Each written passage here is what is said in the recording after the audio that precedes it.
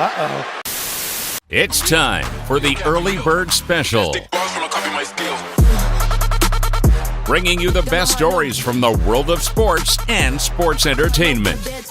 Now, here are your hosts, Sparky and Burdick.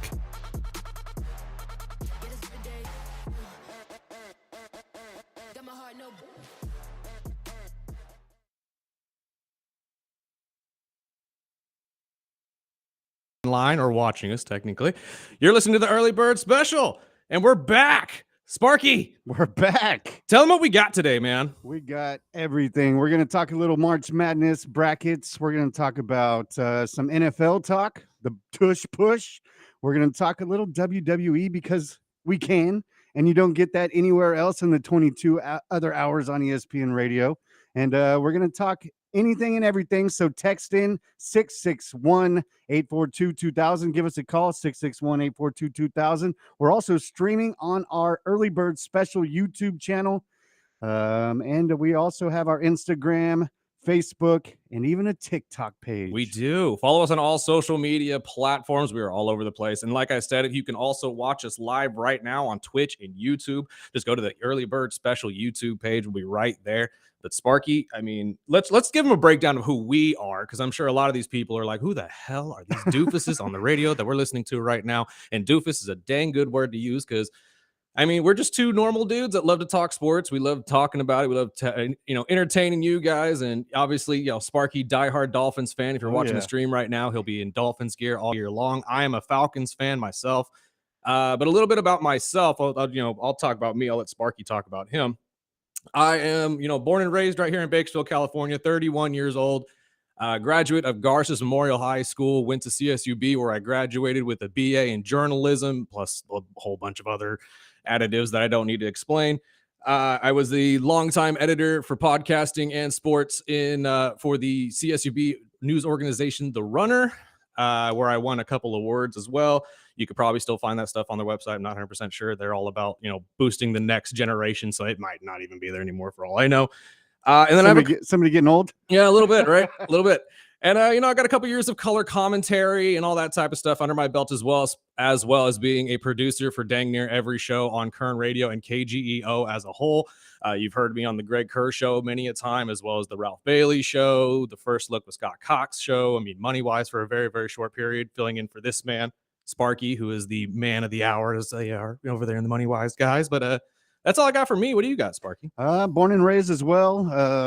I went to Ridgeview High School, graduated. I played football, basketball. I got into journalism. I wanted to always be a sports writer, and then moved over when I was 17 into the world of media. And I started with the news over at KGT 970 at the time with the Jeff Lamucci and Ralph Bailey. Now who's dating? Yeah, themselves? I was 17 years old, and I started with the news, and this little angel on my shoulder, JR, and I have worked at the radio station probably 20 plus years, whether it was the Scott Cox Show to always going back to even shows like the Radio Store. And my passion was always sports. And if you're a ESPN radio listener from long time, we used to do a fantasy football show on the weekends.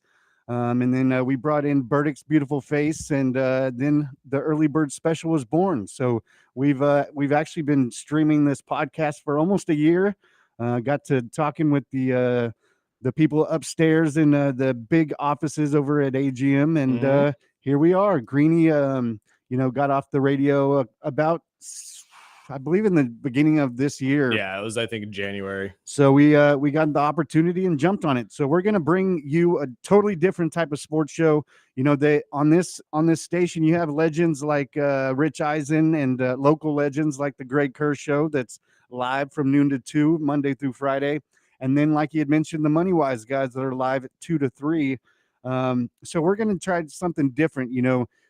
Kerr knows everything local. He's the hometown hero, and he's the dean of local sports. Exactly. We can't beat that. And we're not going to try to step on any toes like that. Let him do his magic. Yeah, and absolutely. We want to bring something that is a little different. We'll talk maybe the same sports here and there, but we're also big wrestling fans. I go back to the 80s from the Hacksaw Jim Duggins and and the Legion of Doom. And I fill in most of the 2000s where yes, Sparky kind of I took a break for 10, 15 years after the whole Attitude Era was winding down. So a lot of these new wrestlers, Burdick got me in probably WrestleMania last year, so I Yeah, I got a was gonna little say bit under a you've year. been back in it a couple years now. You're catching back So on to now all I'm the all main stuff. I'm all pumped. On Tuesdays we'll have our boy KG talking Yes. wrestling. He's a fanatic and he is hilarious.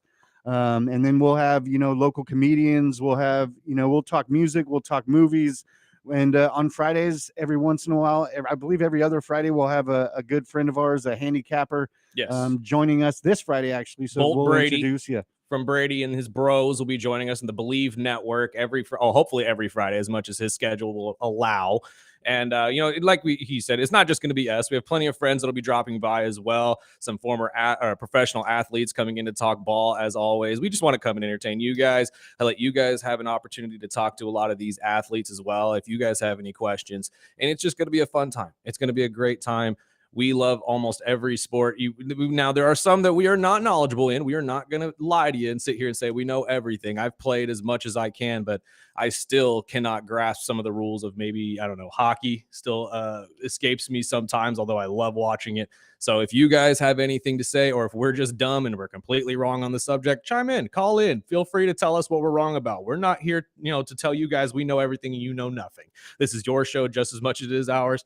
And before we continue, I do want to say a special thank you to Billy Smith, JR Flores, and everybody who helped get this off the ground.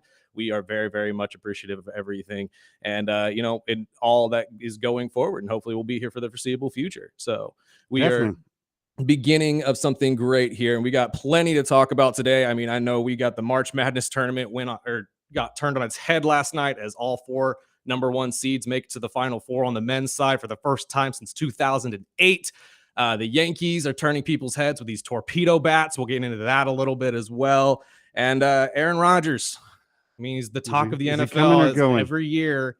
And we're going to explain why we believe this move for Aaron Rodgers is not really going to make that much of a difference. Just like the one with the Jets. It doesn't really matter. It doesn't. It really doesn't. But hey, everybody's curious of where Aaron Rodgers is going to end his career, right? I mean, that's exactly the story the NFL likes to lean on. So that plus much, much more. Obviously, Raw is tonight, so we'll give you as much as we can of a breakdown. And it is what we are calling Motivation Mondays. Every Monday, every day, actually, we're going to have a little themed segment for you guys that we're excited to announce and debut. Today is what we're calling Motivation Monday. So at 7:45, right before you start your workday, we're going to give you a motivational quote or motivational story of the week to potentially help you start the week off right and get your mind in the right mind space to go make that money, baby. That's all we got to do. That's right.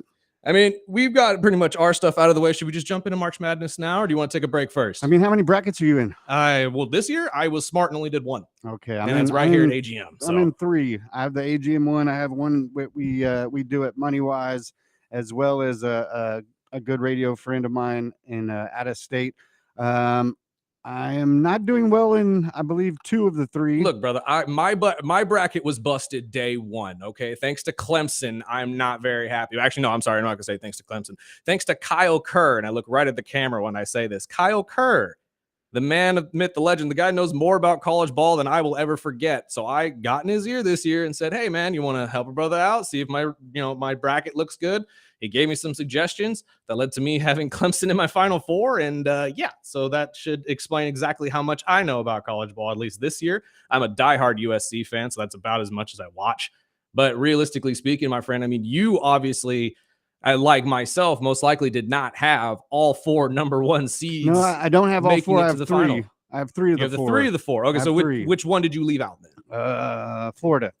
Okay, well, and then see, they're making you look dumb at this point because Florida looks like they're the best team in the tournament outside of Duke. Because I'm not gonna lie to you, I watched that game last night of Auburn beating Michigan State. Yep. And I had Michigan State in the final. I'm going to point that out because I have a lot of faith in Tom Izzo, and I'll explain why in the next segment. But at this point right now, it seems to me like Auburn might be on the way out because their star player is now hurt. Yes. And he's going to have to play the rest of this tournament hurt, and going against the number 1 seeds, you're now at a disadvantage, in my opinion. Well, that was my strategy is, we have 20 plus people playing in one of our brackets at work. And I saw the majority of them picking Duke. And I hate Duke. I hate Christian Leitner. So if you understand that, then you understand why I wanted to mix it up. I didn't want to get, jumbled into everyone picking Duke and have to play the tiebreaker at the end. So I went with Houston.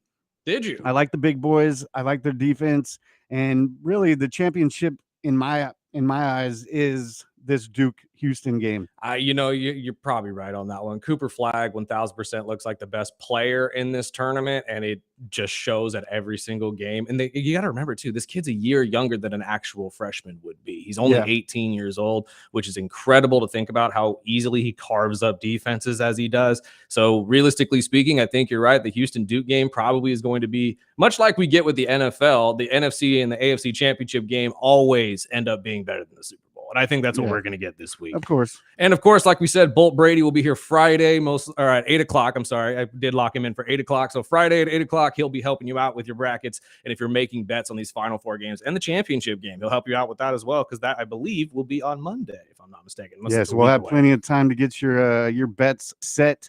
And what's his podcast called again? Brady and His Bros. You can find it on the Believe Network. BLEAV is the network that you can go check that out. He's a fantastic host, and he has a great show about over 130 podcasts, I believe, podcast episodes, I should say.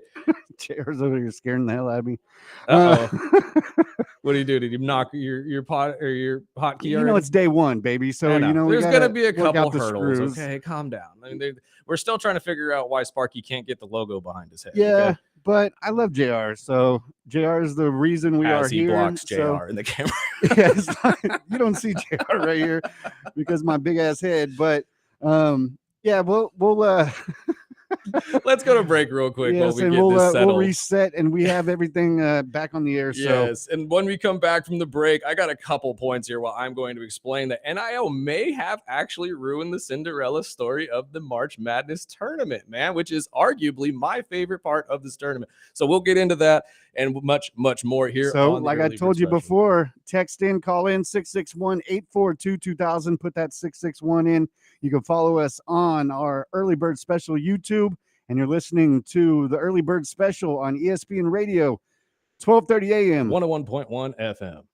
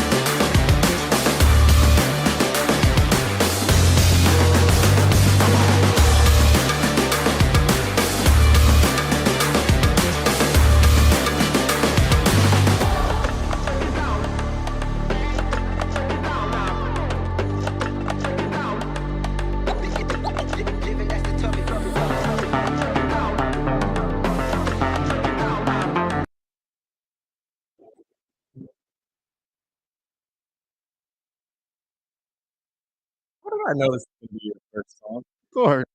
How did I know? Well, I was up at 4:30 in 4 the in the morning, morning. Well, I so wonder why. You're blaring System of a Down in your own ear. Welcome back to the Early Bird Special. I'm Chris Burdick. That's Sparky. Thank you for joining us on this inaugural episode of us taking over your Monday through Friday mornings from 7 to 9 a.m. Sparky, I got some breaking news from us from ESPN as well for you Stanford fans. You found yourself a brand new head coach.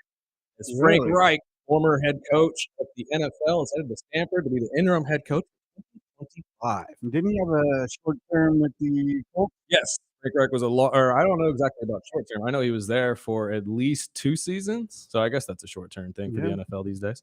But realistically speaking, that's a great head coach pickup for the Stanford organization going forward, especially since the Pac-12 is no longer a thing and they're still trying to find their way in their new conference. So we will see how Frank will do in potentially turning around what was pretty prestigious football program at Stanford for the Cardinals. So, but we're talking college basketball since that is the topic of conversation today, Sparky. Well, like you had mentioned, this is the first time we've had all number ones since Yes. 2008. And I don't ask me which ones, which I schools were the do. number ones. I Do do you know actually that? I remember remember. Kansas was in there. It was Kansas, North Carolina, Okay. Memphis, and UCLA. Okay. Do you remember Interesting. who won those? I'm gonna say Kansas. Kansas knocked out North I Carolina. believe it was about the They time where blew 'em out. Kansas was killing. Yeah, they blew them out. Then Memphis beat UCLA.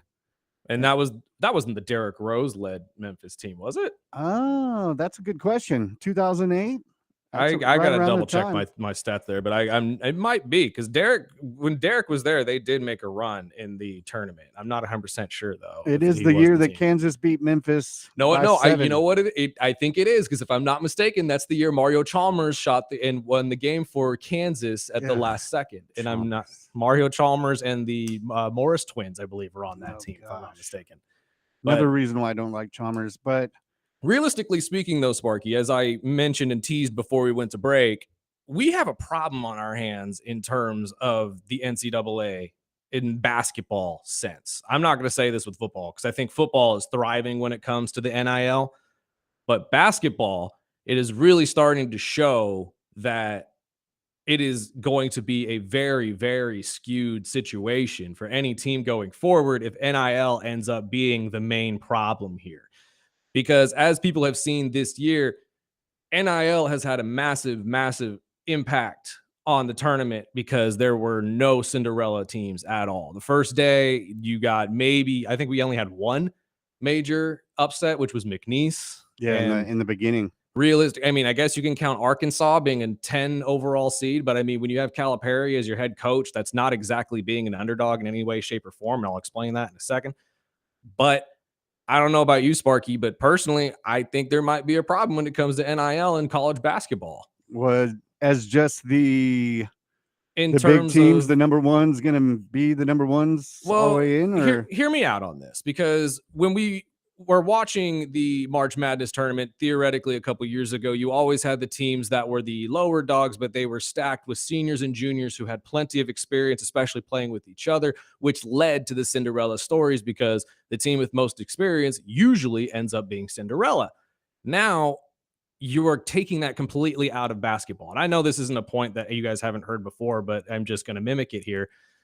With these teams being able to buy players, especially skilled players, all of these kids from the smaller schools, say the McNeeses, are leaving with their coaches. And this is the point I was trying to make when it comes to guys like Tom Izzo and Calipari and now Kevin Willard, who just left yesterday from Maryland to Villanova.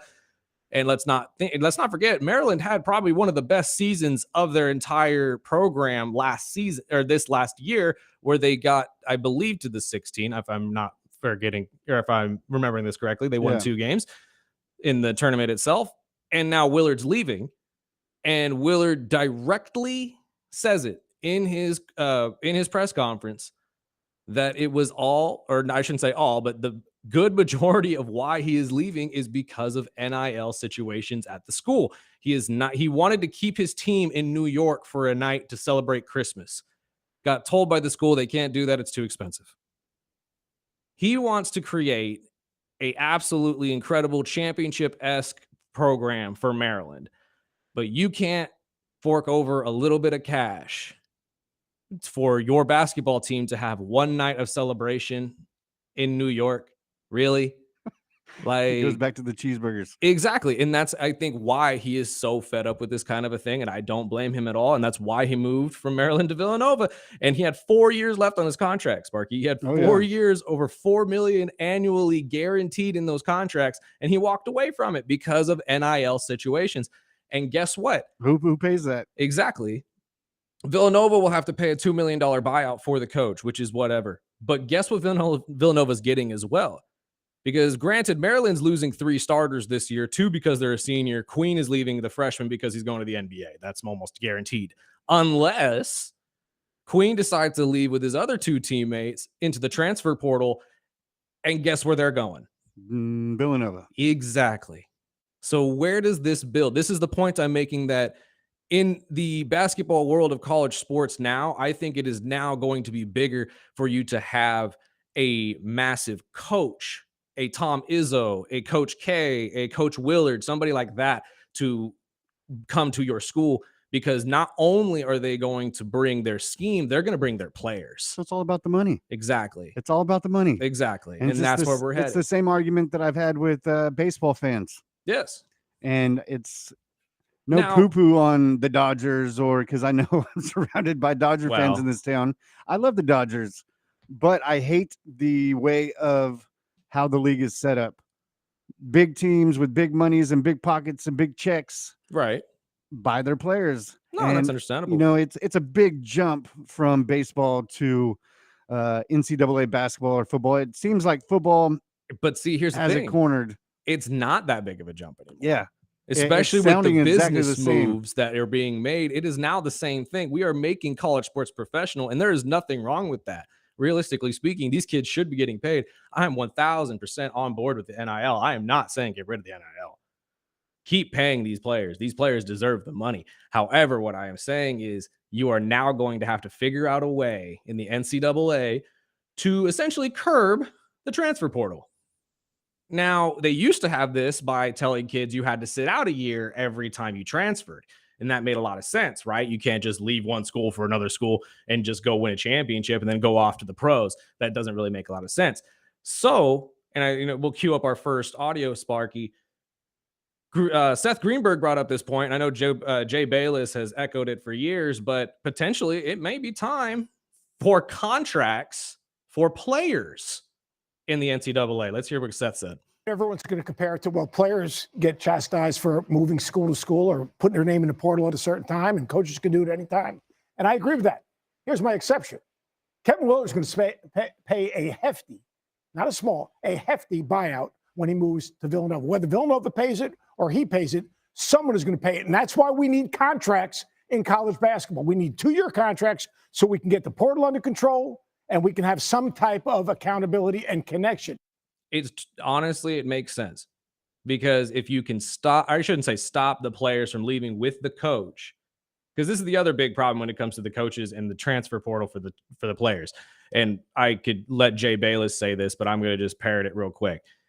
Players get a lot of grief all the time for no loyalty, leaving and not having any connections or anything, and they're just looking out for themselves. But we never say that about coaches.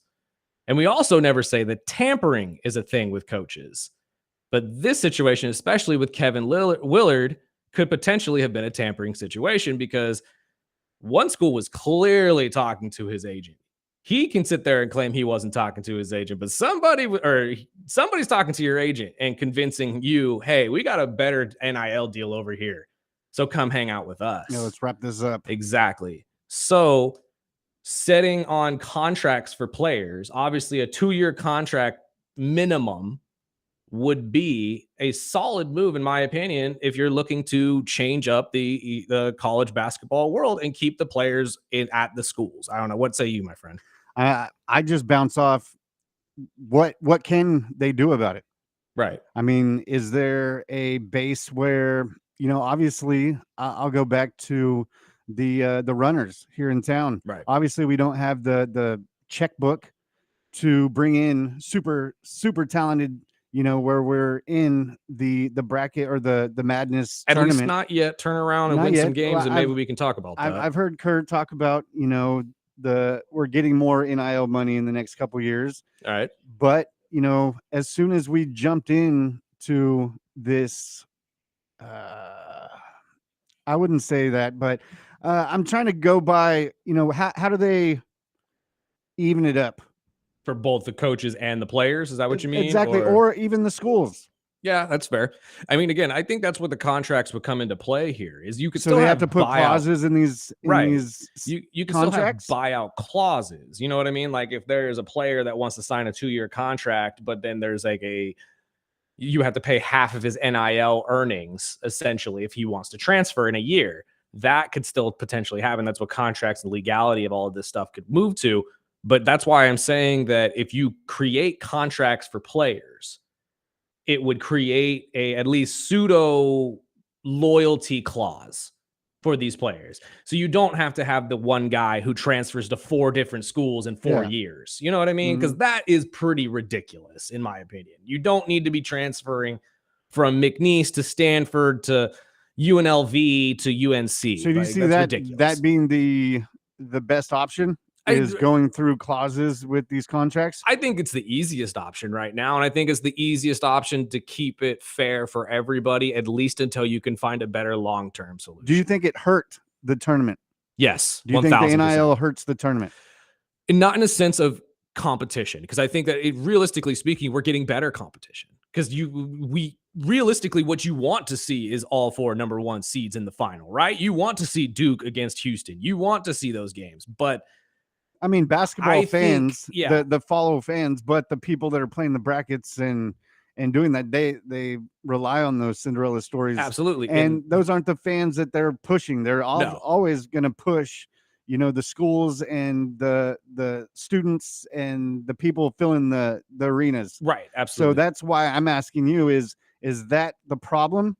It's going to become one if you don't find the solution for it now. That's the point I was going to make is in terms of competition, it actually benefits the tournament. But in terms of what we love about the tournament, I say we as fans, because I know I speak for myself and many, many others who have watched this since we were kids. The whole point of March Madness is Cinderella. That's it. That we want one of those kids. We want a McNeese in the final. Like, you know what I mean? They want like the crazy upsets. Exactly. I personally just as much as you want the competition. Ones. And as a basketball fan overall, yes, I like to see the number 1s or the 2s. And I mean, I'm more surprised with the 4s jumping over a 1 right instead of a 16, beating a 2 right early. But personally, I think you're right. I think the competition is better.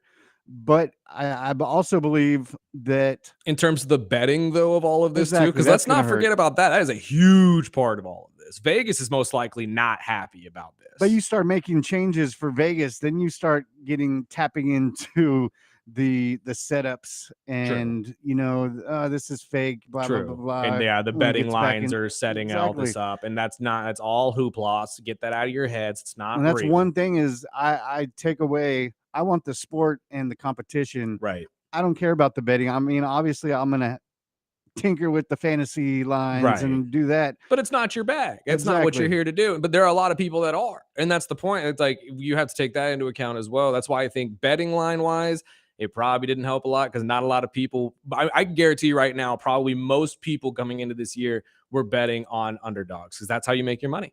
Yeah. Now the smart ones are betting on the champions, but you don't get and everyone all the brackets I've seen, which I'm in 3 different brackets. Right. Everybody's either got Duke, Houston. There's been a little bit of Florida and a little bit of Auburn, but it's all the number 1s. It's not like I didn't see any Cinderella picks really in any of the brackets I've done. The only one that I had that was close was Arkansas, but that's because of Calipari.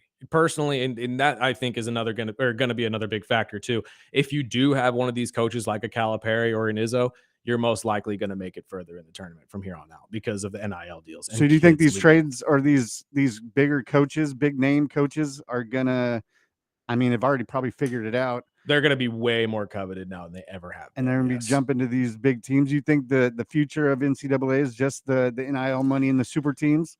I wouldn't say super teams, but yeah, something along those lines of at least convincing the right players to come and play for you at the right amount of money. Because if you have a guy like Tom Izzo, you're going to pull kids in regardless, just because of the allure of playing for a guy like that. But you're still going to have to find the guys that are, and I know I've heard Greg Kerr say this a couple times, but the ones that are actually there to play, the guys who are there to ball. It's the reason why Nick Saban stopped coaching NFC or NCAA football. He doesn't believe a lot of these kids are here to play ball anymore. They're here for the money, which is a fair statement. And at this point right now, you have to weed through all those kids to find the ones that are really there to play ball. Screw Saban. Well, you can I hate feel that Saban. Well, he's the GOAT. He's the GOAT, he's baby. not. Yes, but I'm going to he ask you is. another question. Bouncing off before we move away from the NIL and the money. Yes, sir. I mean, going back to college football, there's a lot more money, obviously, in 1,000%. with the NIL and in the money. But teams like or coaches like Dion, that who just coaching signed a his hefty contract, and he was expecting. There was a lot of rumors that he was going to jump ship and go to the NFL, right? And the money is there for him. And it looks like, he's bringing some former players, some former comrades of his to coach with him. I've seen a lot of other former players, take their first step into coaching into NCAA. Now that his boys are going into the draft, do you think how does that hurt Colorado? And do you think now that his name is connected to that, do you think he follows his more sons? Money, or two, exactly, does he follow his players? I mean, his boys.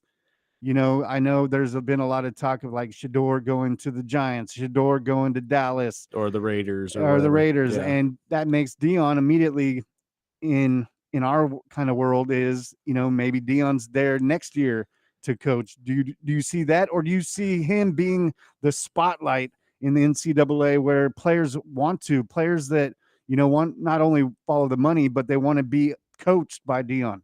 No, well, let's start with if Dion is going to leave. We've heard it a million times that he doesn't want to go to the NFL. I think eventually he will end up in the NFL.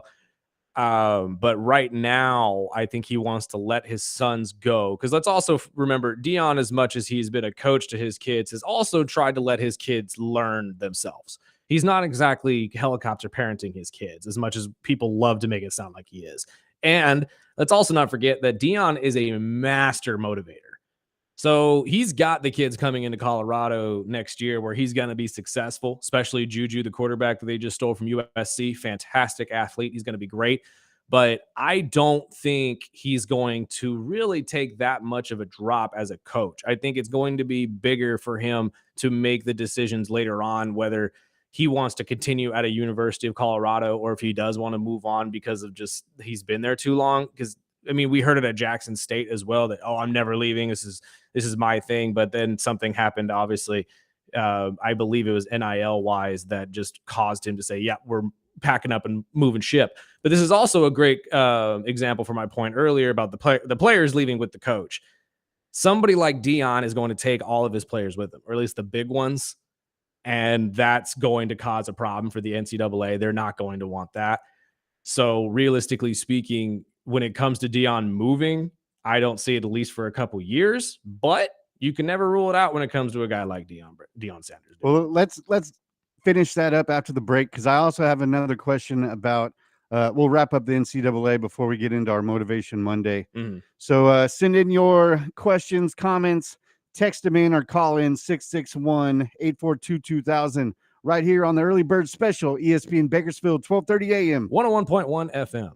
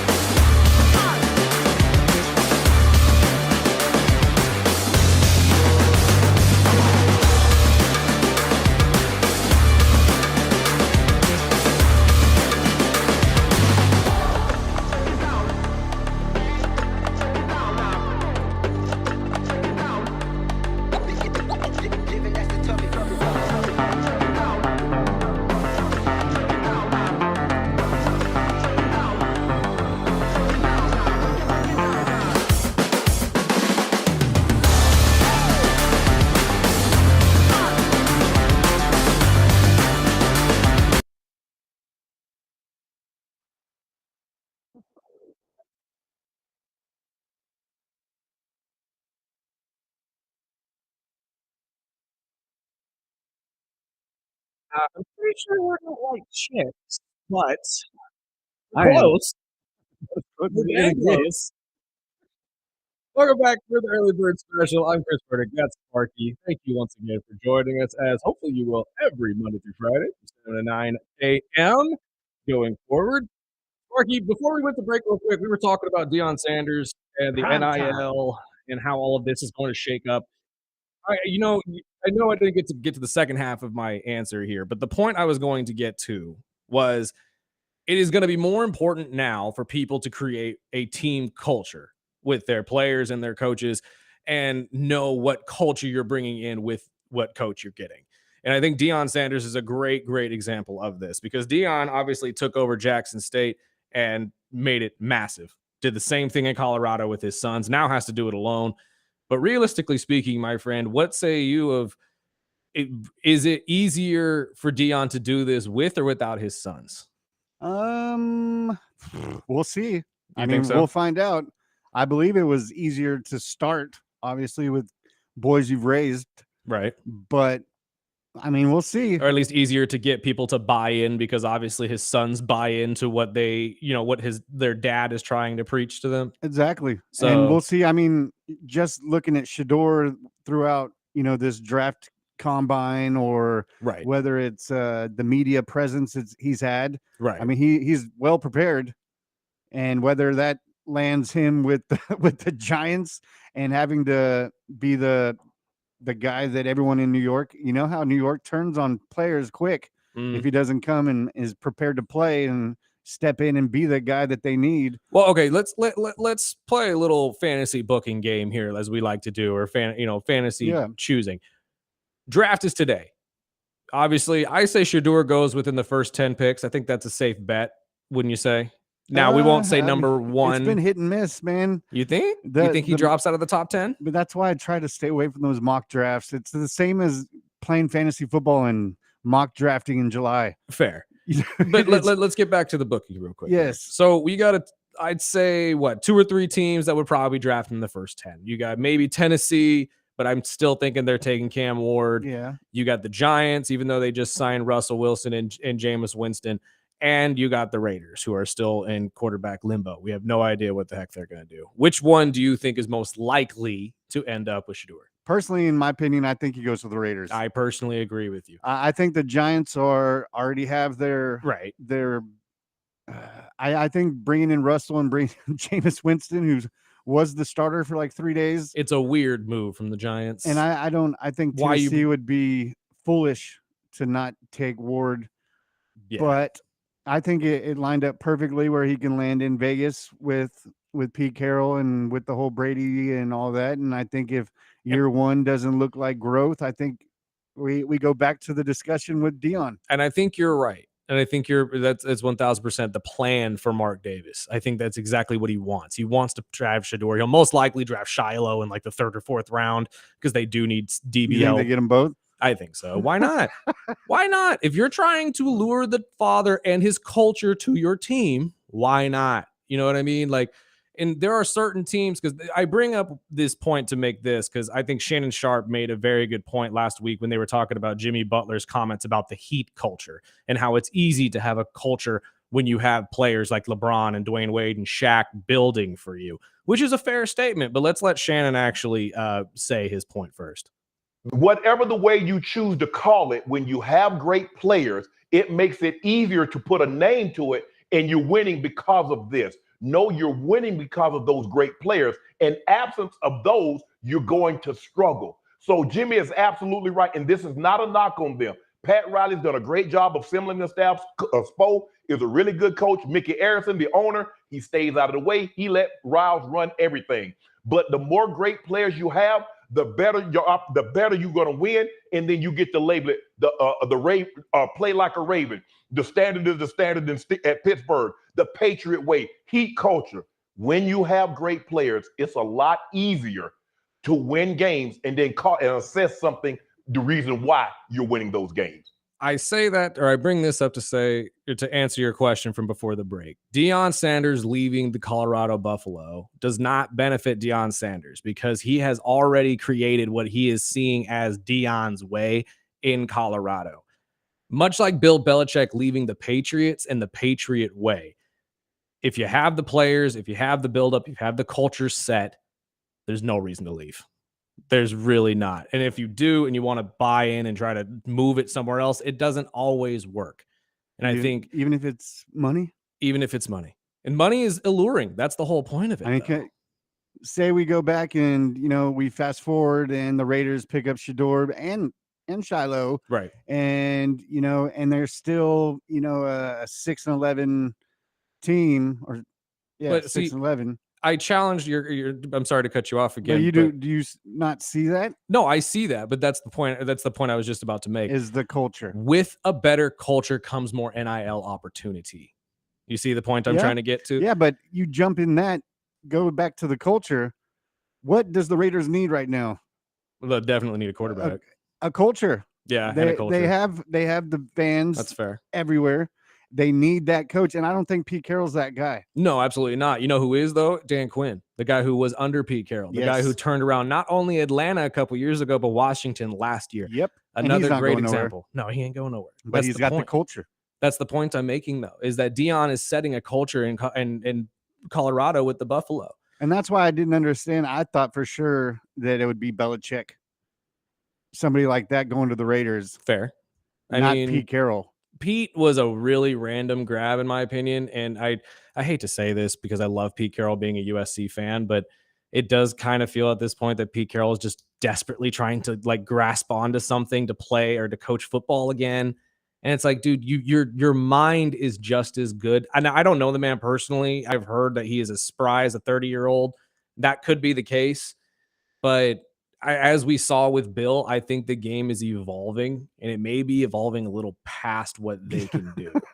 Especially with, Pete and Gino. Right. And I mean, well, we're going to see it with Vrabel and McDaniels in New England this year. Yep. It's going to be a whole different culture in New England. It's going to be great. So we'll see how it works out. But realistically speaking, I just don't see Deion leaving anytime soon just because he's building that culture, and a good culture is what you need to lure in NIL. And I think that's what Kevin Willard was trying to say with Maryland.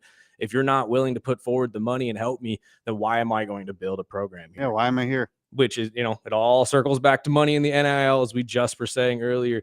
It's just one of those situations you got to know, like, people have to get used to now, because that's the way college sports is. It really is moving more towards a professional landmark here. Well, we are the Early Bird Special, and on this Monday and every Monday will be our Motivation Monday. Mondays. Coming up right after this break, right here on ESPN Bakersfield, 12:30 a.m. 101.1 FM.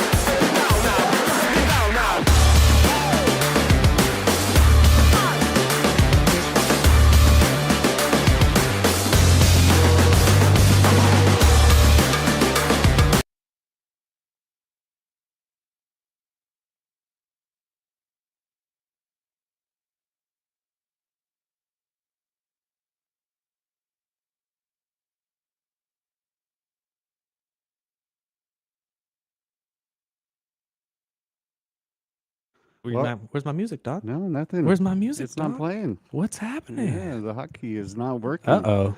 Well, we are back to Good Lord. the early bird special. That's odd. I don't know exactly why the hotkey wouldn't be working. However, it is Motivation Mondays. Usually we would have a drop here for you. We'll fix that for the next episode. I think Sparky's on the way of doing that. I think are we almost there? We got it now? Oh, wait. He's giving me the finger. I'm trying to find out here. What we got?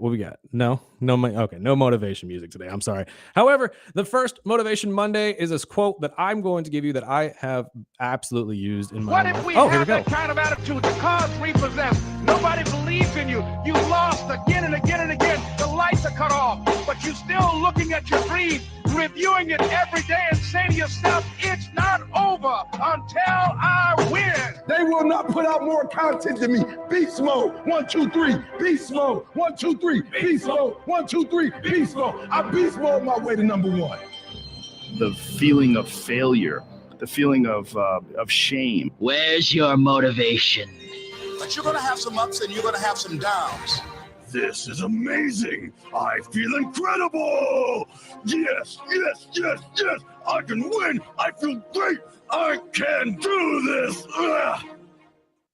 Oh my God, I love that you put in the DBZ stuff in there. That's fantastic. Anyways, the quote of the day for you guys for Motivation Monday is a quote that I have lived by my dang near my entire life. It is attributed to the big fundamental himself, Tim Duncan. Good, better, best. Never let it rest until your good is better and your better is best. Now, here's the thing. This is not actually a quote by Tim Duncan. I'm just going to break this for you guys all right now. This actually can be attributed to a man back in the 300 and 400 AD era known as Saint Jerome, and he was a Catholic priest and scholar. However, it is a constant reminder, not only to me, but thousands who use it every single day and have for decades and probably millennia at this point, to always strive to do better, never settle for mediocrity, and even if it's a little bit a day, you can motivate yourself to get better and better at your craft, no matter what you have to do it. I am a perfect example of this. I have been all over the media world, and I started as somebody who just couldn't stop talking. And at this point right now, hell, I'm making money on doing exactly that. So you can do the exact same for yourself. Just better yourself in any way you can and make it happen for yourself. Spark, got anything to add to that? That's beautiful, beautifully said. You know, I stole the Motivation Monday. Working in Money Wise, that's something as a team we've gone through a lot in the last years. I'll send some extra love to my work family over at Money Wise. You know, we do this every Monday, so I figured it would be perfect. You know, we can talk about, you know, the sad stuff, all this stuff, but it at the end of the day, it comes to, you know, I can start reading verses for my Bible studies on the weekends. Absolutely. Or, you know, but I just want everyone to know that you can do what you want to do. Just do it. Just do it. That's all you got to do. Just start. That's all it takes, is just one step at a time. This quote is a perfect reminder for you. And that, hope you guys start your week off right. And thank you for listening to the Early Bird Special. We'll be back in the next hour with more. We're talking torpedo bats in the next hour. Are they legal or not? We'll let you know. Early Bird Special.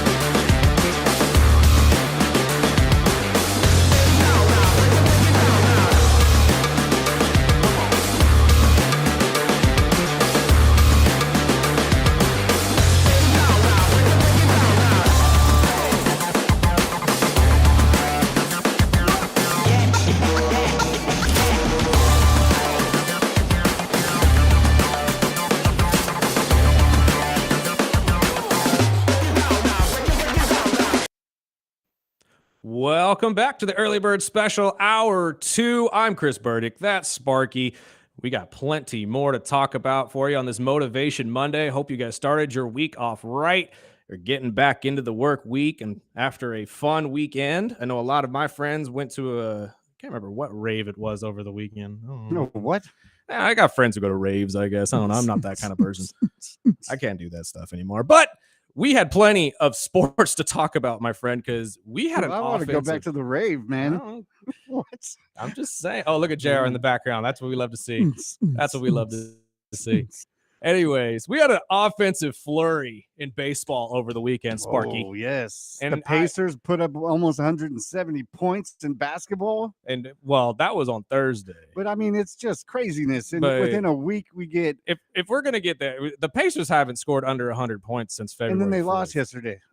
I mean, they lose by scoring 120 points. That's the problem. Yes. The Pacers' problem has never been the offense. It's always been the defense.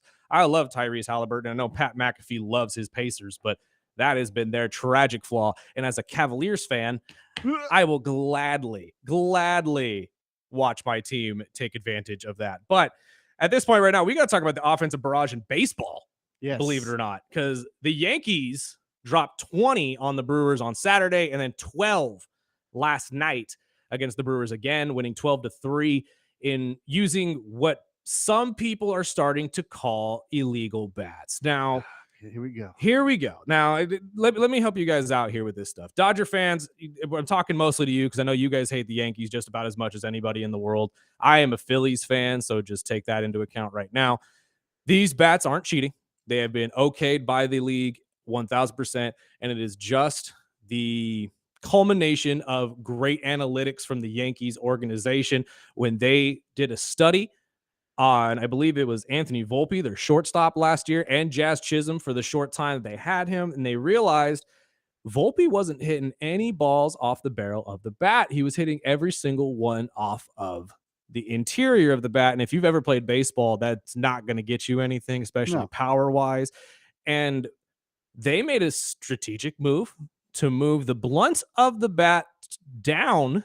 I believe, I can't tell you exactly. The logo is in the center. Roughly in the logo area, and creating what this is now being called as a torpedo bat.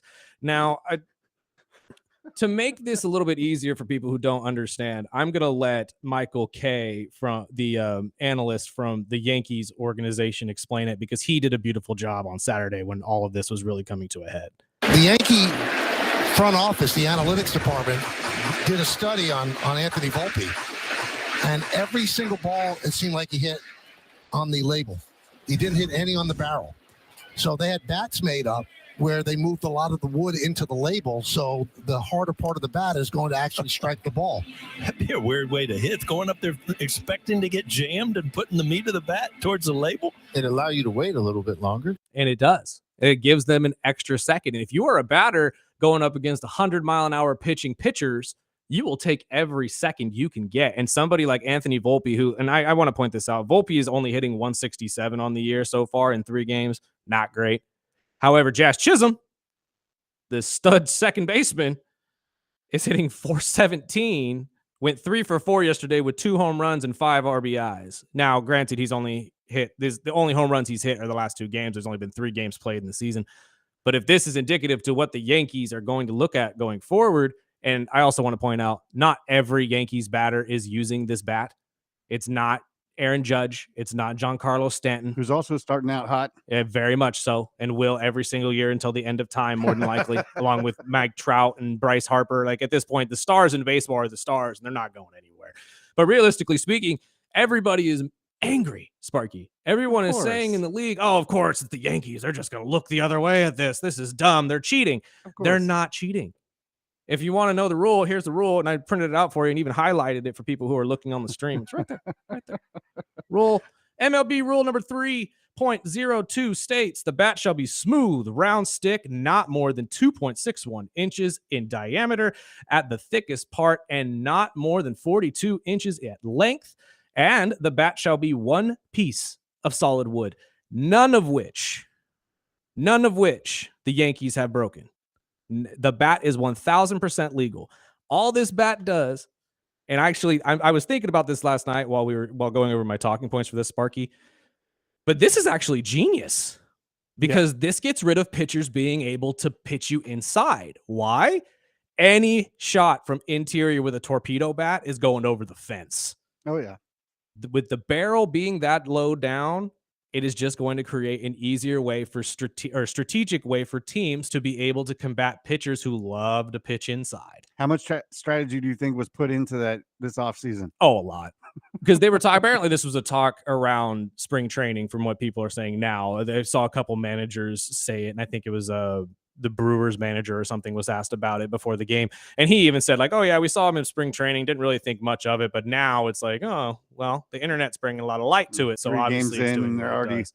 oh But my gosh. realistically speaking, I don't know about you. I know you don't really like to watch baseball the whole time. I am a I do. massive baseball fan. I love baseball. I love to play it. Yes. But with 355 games or whatever, 162, But I know. You've seen the pictures of these bats. You've seen what they look they're like. crazy. And I did catch a little bit of the Yankees. I do watch Sunday night baseball, so I got to see the Braves last night, and We were stinking it up. Thank yes. God. But Thank you, Jesus. I know everyone hates the Yankees. I personally love Aaron Judge, so I catch a lot. But I also play fantasy baseball, so Aaron Judge has won me a lot of money over the years. Absolutely, and that's all you need, man. That's all you need is Aaron Judge, and he'll win your. But I'm only hearing it from Dodger fans that are sitting at 5-0. Well, again, and that's the only ones that you'll see are the ones that feel threatened. Of course, Dodger fans, as my friend Jeremy's just punching me right now. Look, man, I have nothing but respect for Dodgers. I really do. But you can't sit there and say that you guys aren't doing everything you can to win games too. Ergo, your entire Japanese pitching lineup that you, for some reason, go to Japan 2 weeks before the season to start the season when nobody's even paying attention. I love watching baseball for this exact reason. It is traditional, and every time someone tries to throw a little monkey wrench in there, much like the Wildcat when it came out with the NFL, everybody's trying to freak out about it now. But let us know what you guys think. Chime in. Is this bat legal in your opinion? Do you think it should be used? Do you not think it should be used? And realistically, what I thought was funny, because all I've been seeing is people like baseball talking heads on the internet talk about this, and oh, it's cheating. Then now teams have to go and do it themselves. It's like, that's the point. No one says you can't use these bats. You just have to have someone in your organization do the same thing, figure out how you want your torpedo bats, get them made, send it into the MLB organization. They'll okay it, and then your team can use them. Now, granted, there's a lot of hoops, obviously, you got to jump through to get that done. But hey, the Yankees are just ahead of you, and you hate it. And I hate it. Don't get me wrong. I'm a Phillies fan. I don't want to see the Yankees win a World Series. But at this point right now, they're 10 steps ahead of everybody just by changing the barrel of their bat. And it's pissing a lot of people off. And I don't understand why. If it's not that, it'll be something else. I know, but that's my point, is that, Dodger fans hear it a lot about how they buy championships, and the Yankees do too. At least the Yankees did something this time that was out of left field. They didn't go buy this bat and say, oh yeah, we're just going to use the Vapor Locked 800 bat that your kids used to use. No, they're not stealing signs. No, they're not stealing signs like some people using trash cans. But here's the thing. Well, actually, no, we can't say they're not stealing signs. Everybody's stealing signs in baseball. It's just not, they didn't get caught for it yet. But realistically speaking, there's nothing illegal about these bats whatsoever. And honestly, it helps baseball. Why? What's the one big gripe against people have against baseball, Sparky? Say it. Go ahead and say it. Not enough home runs. Not enough home runs. Yeah. Not enough scoring. It's boring. And I will tell you, I do love the baseball changes. Ever since last season when they changed up the pitch count and, the batters aren't taken out. And, dude, the games are going 2.5, 3 hours, and I can actually watch it. I'm not falling asleep with, I was watching the Phillies national games over the weekend, and I swear I walked away and came back, and 3 innings had flown by, and I said, what's happening? Yeah. I couldn't believe that much had run by, but it's true. The games are getting faster. They're getting more exciting. So why are we complaining? Speaking of exciting, my son texted me and said, hey, you weren't watching baseball. You were watching Invincible. with me. So I know we talked about we'll be doing a lot of different things on the Early Bird Special. If you missed the first hour, we are a brand new show live 7 to 9 a.m. right here on ESPN Bakersfield. We have been doing some videos and podcasts for the last year. Me and Burdick have been working in radio for probably together 40 years. Oh, at least. We'll be doing, Mondays motivational speech. Tuesdays we'll have some trivia for you. We have some things up our sleeve. We're not the usual ESPN radio show. You can hear that the other 22 hours in the day. We'll not only talk what we want to talk about, we'll talk about movies. We'll talk about these shows like Invincible that my son just got me hooked on. We'll be talking about movie reviews. We'll be talking, we have a handicapper that'll be joining us Friday. We'll be talking wrestling. I know there's a lot of wrestling fans out there. It's getting big again. I took a 10, 15-year break from wrestling, and my boy Burdick got me into it last year, and now I'm hooked. We'll have our boy, a lot, my friend. We'll have our boy KG, and later in the show, I know Burdick's going to break down some Cena heel talk. Well, he's been talking about this Cena turn for way longer. We have a lot of friends who have been following us for the past year, and a good amount of videos that we've done on YouTube. Go watch them, by the way, the Early Bird Special. There's plenty to go check out.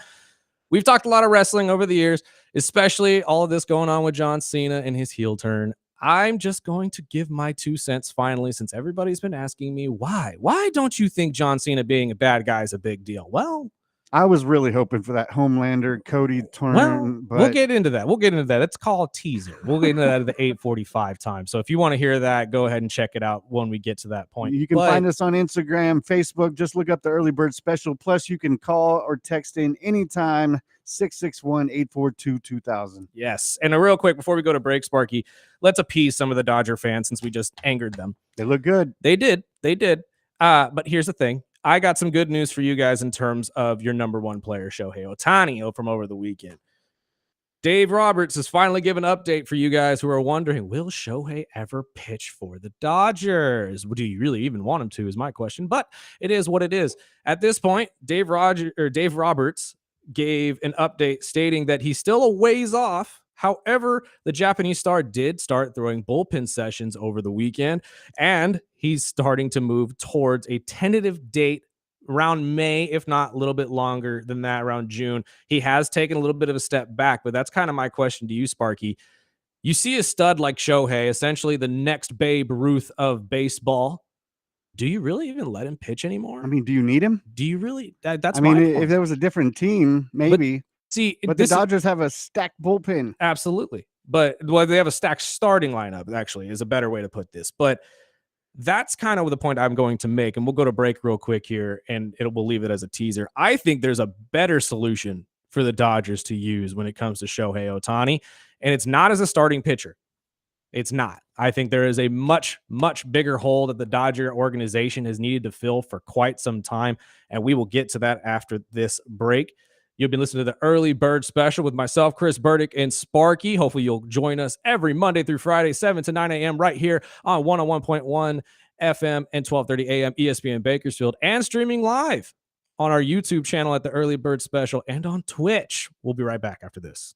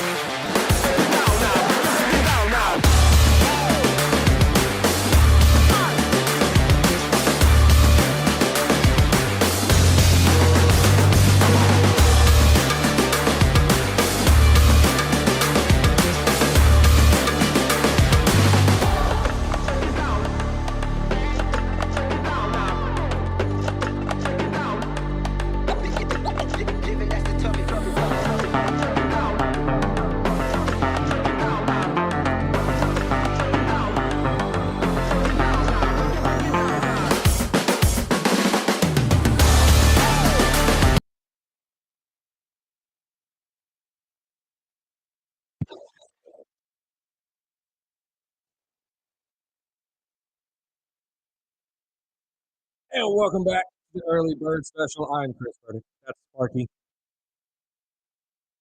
That's Tired of the Creator. Yes, it is. Which I got to see last month. Did you really? What was Yeah, that? first time. It was dope. It was awesome. He's such a good guy. I need to go check him out. We're back. Before we go to break, obviously we talked about the torpedo bats of the Yankees. We're going to get to the torpedo of the Dodgers, that is Shohei Ohtani. Well, just to bounce off that, we got a text message Do it. said, torpedo bat or not, the World Series goes to LA. This is true. Actually, that's what I put a poll up there, and I meant to check. I'll check it right now. I put a poll in our social medias to see what you guys thought about the torpedo bats, and I dang near put a third option on there. It doesn't matter, Dodgers in 5, but I knew most of you would actually pick that anyways. So, but realistically speaking, the point I was going to make before we went to break, Sparky, one of the biggest problems that the Dodgers have had the last couple of years, at least what I've heard from griping from Dodger fans, has been their closing. Kenley Jansen, especially since leaving, has been their last major closer that has actually been consistent and award-winning, realistically speaking. And Shohei Ohtani could potentially fill a very valid role that they've needed for a long, long time. So I pose this question to Dodger fans. Why not Shohei? Why not Shohei as your closer? Now, granted, yes, he is long ways off, and the Dodger organization is trying to look long term here and trying to make sure that Shohei is healthy and being able to pitch for the longevity of his career, which is a fair statement, as you want all the time. However, this is the perfect opportunity. You have an offensive onslaught in the lineup with Mookie Betts, Freddie Freeman, and all that, not to mention Shohei himself. You have the pitching to back him up with Rookie and all the rest of these guys. And Gonsolin is back. Shoot, Clayton Kershaw came back. You have plenty of starting pitchers that you need. You don't need another one. So why not set up Shohei to be the closer? You could potentially have the best closer in baseball, and he won't even have to worry about pitching more than 1 inning a night. And you can get him every night instead of once every 5 games. I don't know. It seems like a dang good idea to me. Pretty genius. I'm just saying, like, at this point, now it is obviously his decision. Last time Shohei pitched was back with the Angels, where he went 10-5 on 23 starts with a 3.14 ERA and 167 strikeouts. Whew. It's a hard stat line to beat, but realistically speaking, put that in a closer position and you have Mariano Rivera. Yeah. You got a guy who with the bat. You got a guy who could throw a splitter that no one can touch and a bat that does not quit.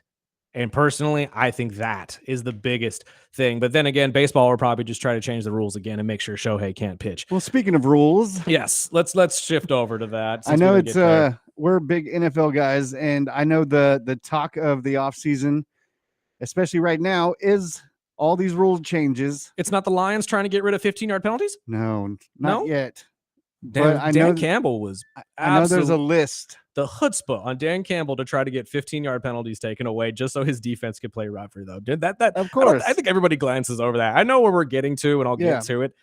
But that one to me was just, I read that and said, excuse me? I know no more PI? Like, is that what we're doing? And I've seen, if interferences could be replayed or reviewed. I've seen that the I'm actually change. okay with. We should probably allow I wish they would stop screwing with the kickoffs. I've seen one that was proposed as instead of an onside kick, just a 4th and long. That's ridiculous. Which is ridiculous. Absolutely ridiculous. The other one is obviously the big one is the tush push. Okay. This has been a topic of conversation for a long time. And I don't mean in the NFL. I mean in the NCAA too. Because let's not forget, this is not something the Eagles created. USC was doing this back in the Bush era.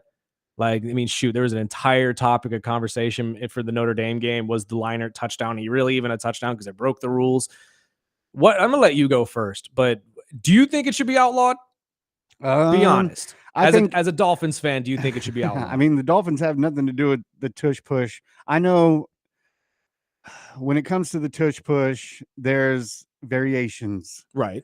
And other teams, just like any other thing, like the Dolphins the year before, when Tua actually played the whole season. Right. They made changes where the offensive receivers couldn't be in motion. Mm-hmm. They had to stop, and then they changed it. So, Mike McDaniel's got to change his offensive mind, his mindset. And when it comes to the tush push, defenses are going to adapt. And the one thing that made sense to me is if a player can push Jalen, Mm-hmm. then defensive players are getting upset as well. Then why can't, a linebacker push a defensive tackle? Right. And on top of that, then if other teams are going to want to do this tush push, then what changes it? Then, putting a individual defensive player Mm-hmm. in Jalen's spot and having a linebacker line up at quarterback and have, a fullback pushing a linebacker. Which has been done before. So, they're going to have to either tweak the rule where the defensive teams can do exactly what the offensive teams are doing. Right. Or just outlaw the whole damn thing. Right. But see, you're not going to outlaw the play because the play is a legal play. It's 1000% a legal play. There's nothing wrong with it. All you have to do is figure out a way to break it. Now, I agree with you in the sense of we make all these rules to protect offensive players, but we do nothing to help defensive players in the NFL. And that is the biggest problem I think we're facing right now is this necessarily would hinder offenses, sure. But I think the bigger problem is what we saw in the Super Bowl, which is the Chiefs were trying to dive over the top to stop the tush push. That should be allowed. That the 10 penalties in a row or whatever, and them claiming, oh, we're just going to give them the touchdown if you don't stop. That's ridiculous. Yes. We have to stop that because if you're going to talk about saving players, the only way that I strategically can think of stopping the tush push would be to put your largest defensive lineman right over the center, have him literally, as soon as that ball is snapped, dive his head right for the center's knees, and then take about 2,000 pounds of pressure as everybody lays on top of him, which is probably one of the most ridiculous and dangerous plays I've ever heard. And you're going to lose one of your best players for the entire season. So now you run into the problem of what's more important, one play or the entire season?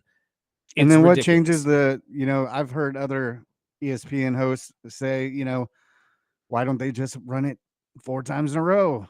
And I mean, it's getting out of control. But the other thing is they're going to have to tweak it where an offensive player can't push Jalen. Well, that is initially the rule, though, in the NCAA. That's why the USC one was so controversial, because you're not supposed to be able to do that. To touch another player. You can't push your teammate across the goal line. That's not allowed, at least in college ball. I can't speak for NFL, but in college ball, 1000%, that's not allowed. And I think that you may get that point, but that's still not going to stop them from being able to use it on 4th down. Exactly.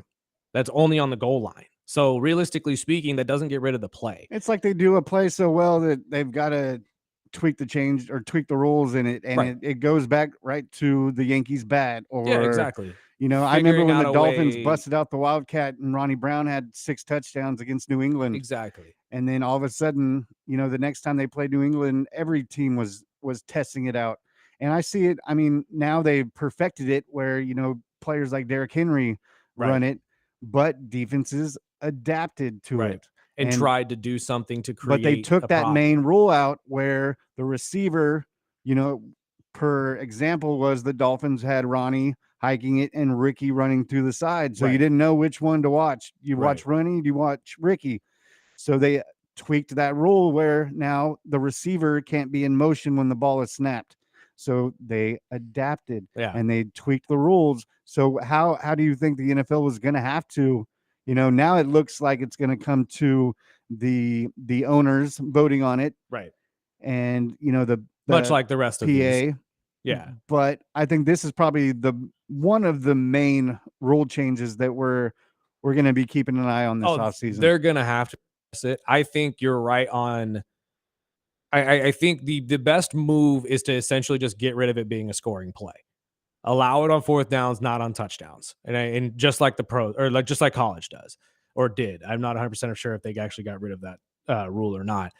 But right now, the easiest way to combat it would be that. But again, it still does not change the point that we put into play here a couple minutes ago of how do you save the defenses? How do you help them in this situation? Because there are so many situations now where the defense is got to tackle a guy with both hands tied behind their back. I mean, it's just getting ridiculous. And I know they've made rules to combat it too, like running backs aren't allowed to lower their shoulder in open field anymore. I get that. And that's supposed to, protect DBs and safeties. And I get that point, but you're not helping the linemen. There's nothing that has ever really been there to assist defensive linemen to get to make these plays that they need to be made. And especially in this one, when it comes to the tush push, it is a guaranteed 2 to 3 yards, like realistically speaking. So I think you're right on the money when it comes to just take it away from scoring. Yeah, and then there's certain teams that don't run it because they fear the injury.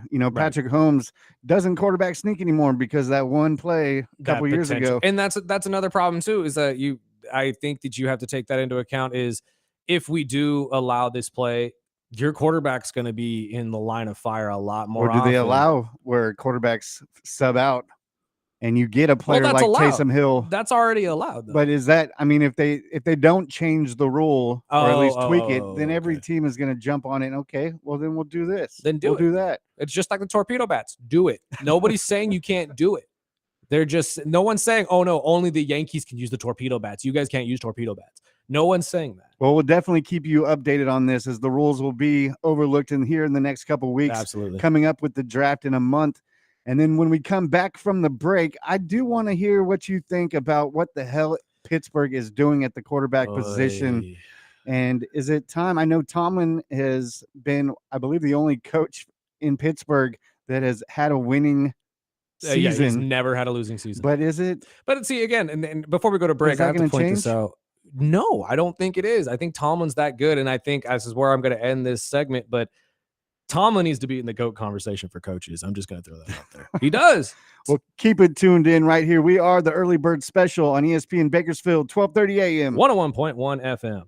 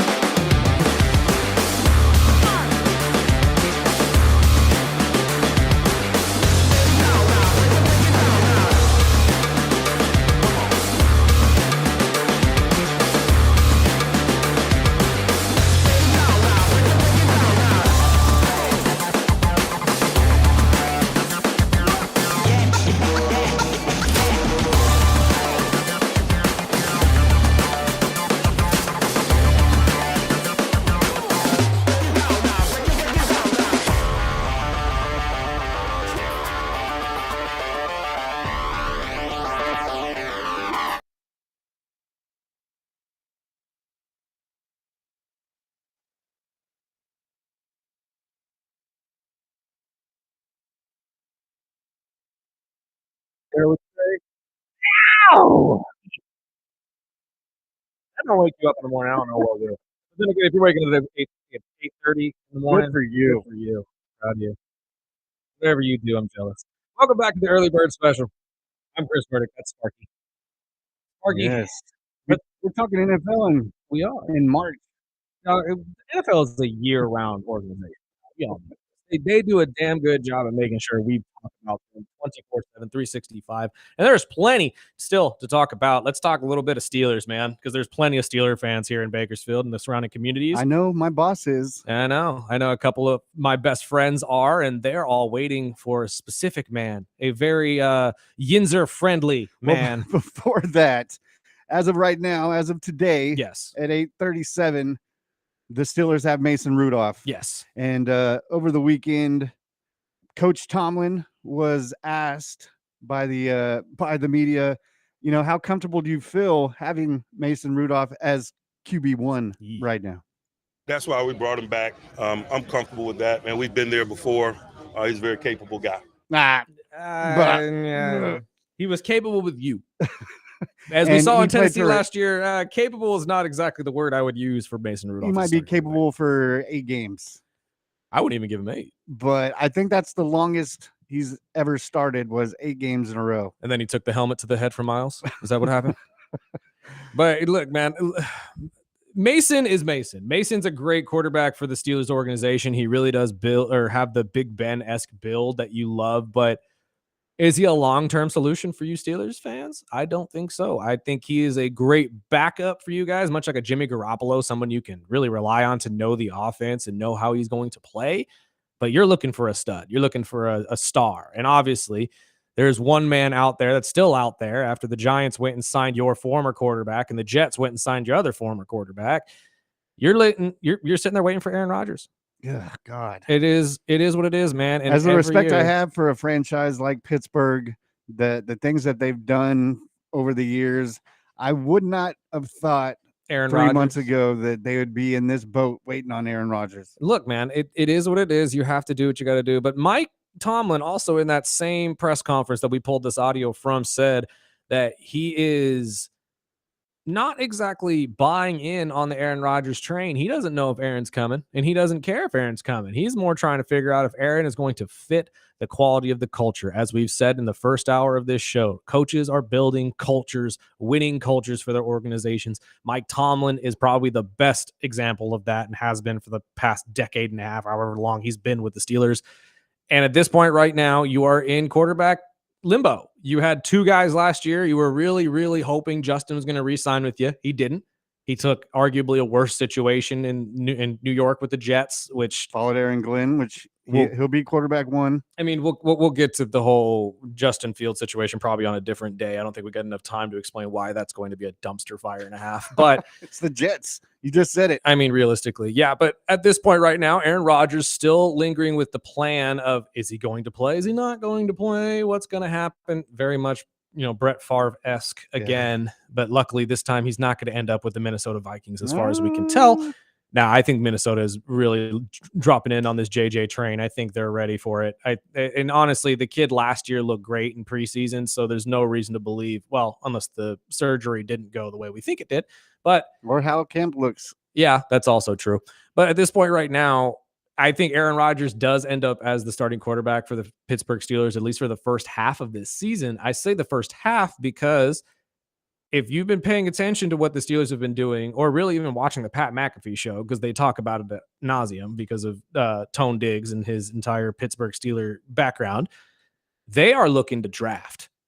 They have also talked to the Notre Dame starting quarterback, Leonard, Quentin Ewers of Texas, Ohio State's Will Howard, who they love Will Howard because he is built dang near exactly the same as Ben Roethlisberger.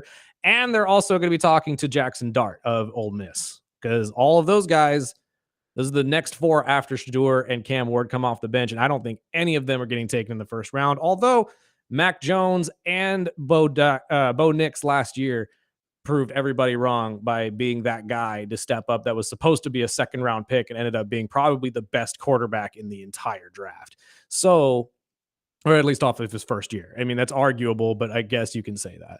Outside of I shouldn't leave Jaden Daniels out. He also should be in that conversation. But with all of the conversations being about guys like Caleb and Jaden, a guy like Bo came in that was supposed to be a nobody and became arguably the best one.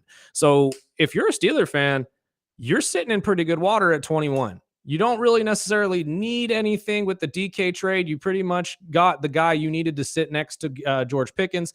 So why not wait until the second, third, fourth round to pick up one of these lower guys and potentially have him sit under Aaron Rodgers for a year, as we've seen the last couple of years, and the formula does work.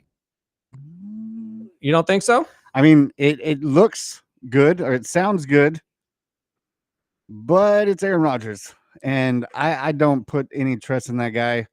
You know, whether it was, I know the first year was unfortunate with the injury. I would never wish any injuries. No. Unless and that was a within my freak division, accident, and honestly. they were within my division, so Yeah. I wasn't too upset about it.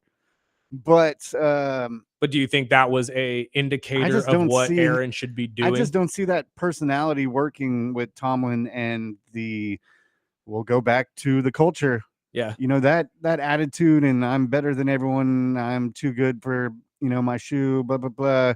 I just don't see that attitude working out perfectly or working out positively anyways. Right. In Pittsburgh. I mean, they thought the same thing in New York, and that ended badly. See, that is where I disagree with a lot of people. I think a lot of people have that notion of Aaron Rodgers and that he is full of himself and he thinks he's the smartest guy in the room. I just think that he's more in touch with who he is. And I think, and I got a lot of this based on, how people who know him talk about him, and watching the Enigma, I believe, on Netflix this past year. That was the documentary or docuseries on him. Really showed a lot of what he deals with from the day to day. And honestly, I don't think the guy is actually the way that the media paints him at all. I think he's genuinely just trying to grasp on, do I want to play? Can I play? That might be the question. He ended the season probably better than he had in 3 or 4 years. Fair. He still had his last couple points. years, but those last 4 games for the Jets last season was the best he had the last 2 or 3 years. But let me ask you, you're Aaron Rodgers, and they've put out that the Vikings is where he wants to be. The Vikings have pushed back, saying we're going with JJ. I've heard differently. I've heard Pittsburgh is where he wants to be. I just don't know why. What's taking so damn long? You got DK, you got Pickens, you got a great defense, you got Watt over there, you got a stud defense, you've got I can go down the list. Minka, there's a ton of talent on both sides of the football field. But I'm going to go to Schefter because he kind of breaks down the whole waiting game with Pittsburgh and the waiting game. There are people who wonder if he's going to play football again. The sense I've gotten from people who've spoken to him is that he does want to play, that last year is not the way that he wants to go out. But March 31, he's met with the Pittsburgh Steelers. He's talked with the Pittsburgh Steelers. There's no answer. And I do think that in the background, I think if I had to guess what's going on in his mind, I would guess, okay, well, he knows he has Pittsburgh for the time being. Pittsburgh has not issued any ultimatums or deadlines. And I think he's waiting to see if over time there's any sort of chance where the odds of signing in Minnesota increase and that opportunity could open up. Now, again, I just think Pittsburgh's the best location, especially with the Giants already filling their need with Russ and with Jameis. It just kind of fits to me. But also, you said it yourself, and I'm going to point this out. Everybody loves to bring up these Jets years with Aaron, which is fair. He did not look like the Aaron of old. But remember, it's the Jets. Yeah. It's the Jets. Just like everybody, just like Deshaun Watson with the Browns. It's the Browns. I genuinely believe, and again, this entire show, we should just title culture, because at this point, that's what this is all boiling down to. Teams have good cultures, have good players, and can make good players better.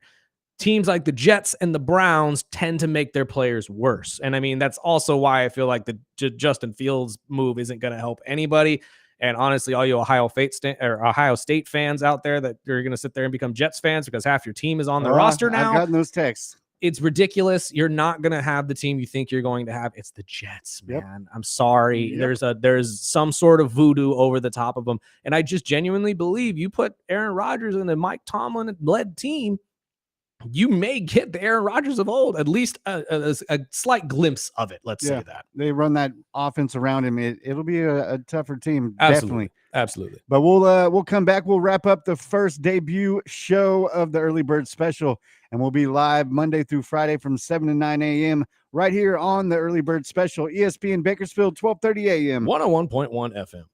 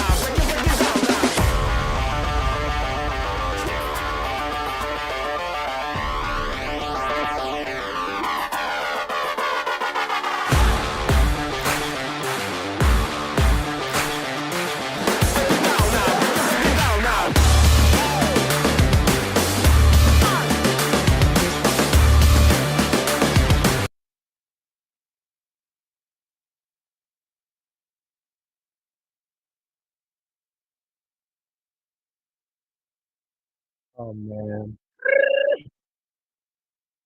I really wish we could play this sometimes for our video listeners. I don't know if you can actually hear the music. That's gonna be something we're gonna look at. Welcome back to the Early Bird Special. I'm Chris Burdick. That's Sparky. And yes, we're ending our first show with a little bit of wrestling. Why not? Why not? You're a massive wrestling fan from this show. So if you are in good company. I promise you. Our buddy, if you've been a fan of this show and following us last year, our buddy 24KG will be with us tomorrow at 8 o'clock as we break down everything that is going on Raw tonight, as well as leading up to WrestleMania in a couple weeks, the biggest wrestling show of the year. And what a time for us to start our show, Sparky, because we're right in the heat of all of it. And last Friday, they announced SmackDown will be coming to town June 6th. Yes. So if you are a fan here in Bakersfield, Dignity Health Arena, go buy your tickets right now because it will sell out. I believe the pre-sale starts Wednesday. Yes, they do it. I And they are promise you not right cheap. now. No. And then, and we can get into that in a different day, but Yes. that is a topic of conversation I do want to touch on is the WWE, along with a lot of these sports organizations really trying to, not trying to, but unfortunately pricing the modern family out of being able to go to these events. But we'll get into that in a different day. That's way too much to talk about right now. So let's get into it, Sparky. I know tonight for Raw, for you for you wrestling fans out there, you're going to get a good one. You got a couple matches. I know Jimmy and Gunther, the heavyweight champion, will be going tonight. I believe we have a tag match between Braun Breaker and Penta taking on the Judgment Day. But the biggest story continues to be, Sparky, the hero of all heroes, John Cena himself, the man that most of you know because of the movies, which is fair. The great movies. Ricky Stenicki himself, the man, the myth, the legend. John Cena has turned into a bad guy, essentially selling his soul, quote unquote, to The Rock. Yes, The Rock, Dwayne The Rock Johnson, is back in wrestling, and he is essentially taken over. Well, if you old wrestling fans will remember the Vince McMahon era of wrestling when Vince would come out and actually have matches against guys like The Rock and Stone Cold Steve Austin. The Rock has essentially stepped in and taken over that and taken it to a whole nother level, calling himself the final boss. And I will get into that at a different date.